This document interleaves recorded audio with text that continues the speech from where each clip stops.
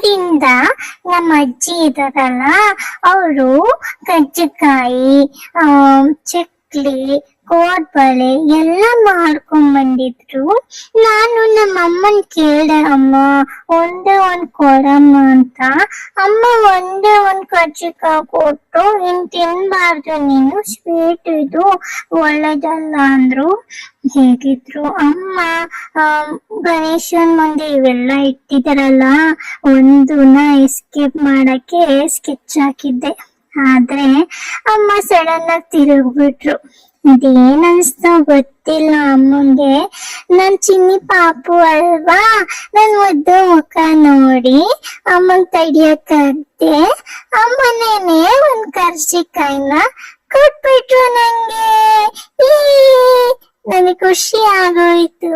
ನನ್ನ ಫೇವ್ರೆಟ್ ಕರ್ಜಿಕಾಯಿ.